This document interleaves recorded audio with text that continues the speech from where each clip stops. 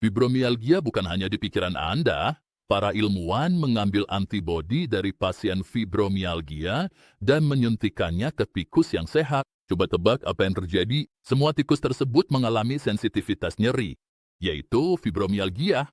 Dengan kata lain, mereka melakukan tes nyata untuk menunjukkan bahwa fibromialgia bukanlah penyakit psikologis. Saya juga pernah menderita fibromialgia dulu sekali, jadi saya tahu bagaimana rasanya. Sama sekali tidak menyenangkan. Fibromialgia bukanlah gangguan rasa sakit, oke? Bukan, ini adalah sesuatu yang sangat berbeda. Saya akan menjelaskan berbagai tahapan yang terjadi sebelum Anda terkena fibromialgia. Namun biasanya ada pemicu atau akar penyebabnya, oke? Pemicunya bisa berupa virus yang tersembunyi. Virus tersembunyi adalah virus yang tidak selalu aktif tapi bisa kambuh, seperti virus Epstein-Barr, virus herpes simplex, dan penyakit Lyme. Jenis jamur tertentu juga dapat memicu kondisi ini. Dan adjuvan. Apa itu adjuvan? Adjuvan adalah sesuatu yang ditambahkan ke vaksin untuk membuatnya lebih hiperaktif. Aluminium juga dikaitkan dengan lebih banyak peradangan pada neuron yang mengarah ke fibromialgia dan peristiwa stres tertentu. Namun, ada hal lain yang bisa membuat seseorang lebih rentan terkena fibromialgia. Gen tertentu dapat mempersiapkan seseorang untuk kondisi peradangan di masa depan. Namun, itu tidak berarti Anda tidak bisa membalikkan keadaan, karena gen dapat dipengaruhi oleh epigenetik Anda, yaitu gaya hidup Anda, dan saya akan menjelaskan cara mengatasinya. Orang dengan fibromialgia biasanya memiliki kadar vitamin D yang rendah. Lalu, mengapa hal ini penting? Karena vitamin D mengontrol hampir setiap bagian sistem kekebalan tubuh Anda, terutama sel NK. Sel pembunuh alami dalam sistem kekebalan tubuh Anda bergantung pada vitamin D. Dan selain itu, virus-virus yang saya sebutkan tadi menutup reseptor vitamin D Anda, sehingga Anda tidak bisa menyerap vitamin D, dan itu bisa menjadi alasan sistem kekebalan tidak bekerja. Jika Anda benar-benar ingin tahu apa itu fibromialgia, ini adalah masalah kekebalan tubuh. Pernah nggak Anda menyadari bahwa vitamin D adalah salah satu vitamin alami antiinflamasi terkuat? Itulah sebabnya paparan sinar matahari, terutama di musim panas, untuk mendapatkan cukup vitamin D sangatlah penting. Kekurangan magnesium adalah hal lain yang memicu masalah fibromialgia. Saya akan menjelaskan lebih lanjut mengapa hal itu bisa terjadi. Namun banyak orang mengalami kekurangan magnesium dan mereka bahkan tidak menyadarinya. Kekurangan seng adalah hal lain yang membuat Anda lebih rentan dan juga penyakit autoimun yang ada. Ada sel kekebalan yang disebut makrofag.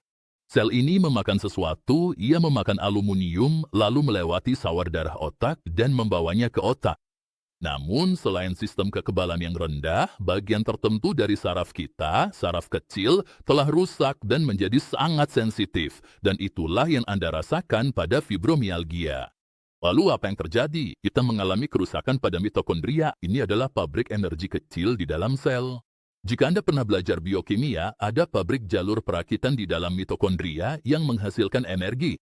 Dan yang perlu Anda ketahui adalah bahwa peradangan ini menghalangi pintu menuju energi tersebut. Ada glikolisis, sistem energi cadangan yang digunakan mitokondria Anda. Ini sistem lama tubuh kita untuk menghasilkan energi, tapi tidak terlalu efisien. Jika mitokondria Anda berfungsi penuh, Anda akan menghasilkan 36 hingga 38 unit energi atau ATP. Namun, dengan fibromialgia, Anda hanya bisa menghasilkan 2 unit energi ATP. Perbaikan butuh energi, penyembuhan butuh energi, sistem saraf butuh energi. Saat seseorang menderita fibromialgia, seringkali mereka tidak bisa tidur nyenyak gelombang delta. Dengan fibromialgia, kualitas tidur Anda buruk. Selain itu, terjadi penumpukan asam laktat, salah satu produk sampingan dari unit energi cadangan ini. Tidur buruk, asam laktat, kelelahan tanpa daya tahan, tanpa perbaikan. Selain itu, Anda baik-baik aja. Satu hal terakhir sebelum saya jelaskan apa yang harus dilakukan. Sebagian dari pabrik energi ini mengalir ke bagian lain yang disebut koenzim Q10. Tapi itu hanyalah bagian yang sangat kecil dari teka-tekinya. Sekarang, mari kita bahas apa yang harus dilakukan untuk memulihkannya. Apa yang harus Anda lakukan jika menderita fibromialgia? Hal pertama yang harus dilakukan adalah mengisi kembali bahan bakar sel saraf. Oke? Itu akan menjadi hal yang paling penting untuk dilakuin.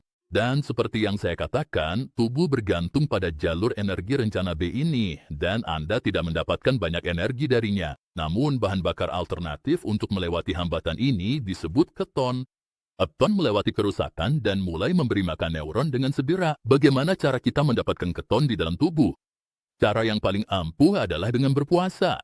Dalam sebuah studi, ada 176 kasus fibromialgia yang berpuasa selama 3 hingga 12 hari. Dan mereka menunjukkan rasa sakit, peradangan, dan gejala fibromialgia berkurang drastis, bahkan 3 bulan setelah berpuasa.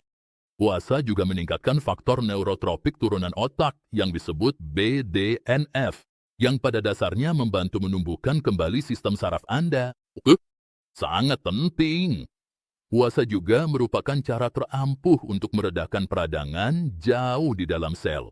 Ini adalah hal terapeutik terpenting yang bisa Anda lakukan jika menderita fibromialgia. Banyak orang bertanya kepada saya, suplemen apa yang saya rekomendasikan. Tentu saja, saya tidak memihak pada lini suplemen berkualitas tinggi saya sendiri. Tapi, jika Anda mencari suplemen Dr. Berg di Amazon, Anda bisa menemukan info lebih lanjut. Kedua, beralih ke diet rendah karbohidrat. Mengapa? Karena Anda akan memproduksi keton. Ini adalah cara lain untuk memberikan energi bagi neuron.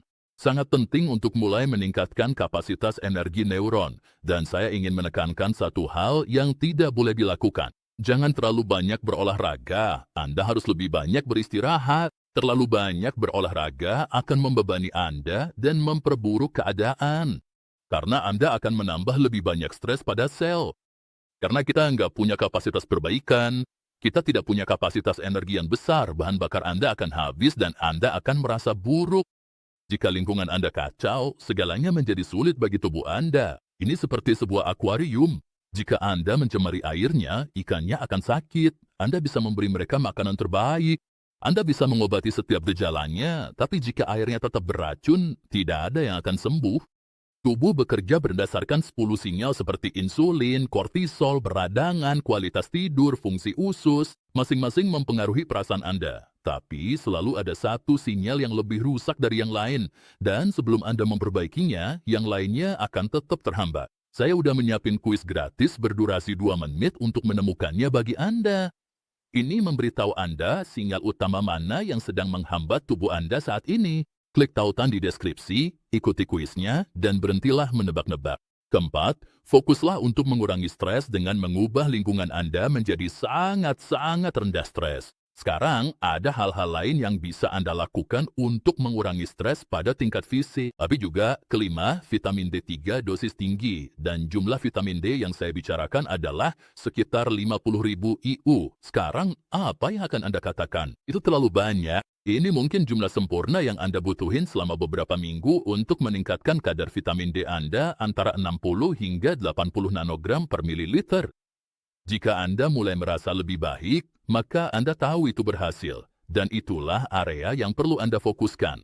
Kapanpun Anda mengonsumsi vitamin D, Anda perlu mengonsumsi kofaktor tambahan agar vitamin D bisa bekerja dan juga untuk mencegah penumpukan kalsium. Dan itu adalah vitamin K2, magnesium, dan seng. Sekarang mari kita lanjut ke yang keenam, magnesium malar. Vitamin D tidak bisa bekerja tanpa magnesium. Magnesium adalah kofaktor super penting lainnya untuk menjaga pabrik energi Anda tetap berjalan.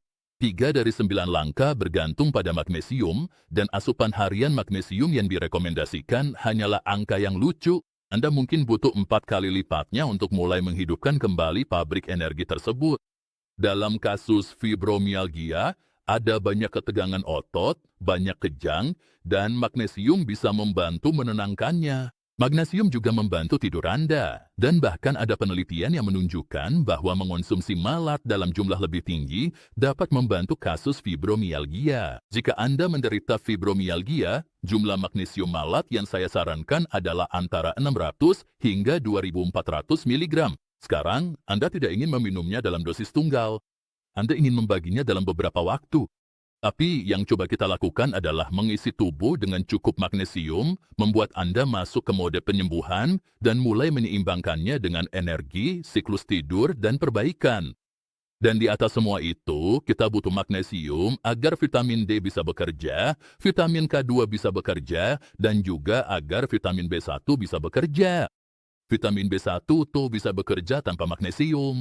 Juga B2, B6, jadi banyak nutrisi lain yang bergantung pada magnesium, dan banyak orang yang kekurangan, terutama jika menderita fibromialgia. Ada juga sesuatu yang agak teknis, tapi ini disebut NMDA. Jika ada masalah dengan hal itu, rasa sakit Anda akan meningkat.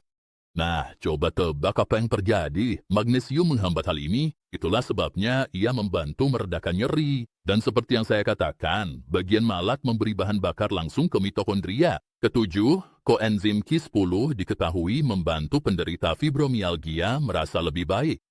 Lalu yang kedelapan, saya ingin menyebutkan vitamin B1. Jika Anda punya riwayat minum alkohol atau makan terlalu banyak karbohidrat, vitamin B1 akan membantu membersihkan asam laktat dan mengubah bahan bakar dari sini ke sini. Dan solusi terakhir adalah palmitoyl etanolamida. Coba ucapkan itu 5 kali. Ini telah diteliti untuk membantu menenangkan peradangan saraf dan membantu Anda tidur. Selain itu, Anda tidak boleh melupakan mikrobioma usus. Ini sangat penting dalam mendukung pemulihan fibromialgia. Jadi, pastikan Anda mengonsumsi makanan fermentasi, terutama kefir dan sauerkraut.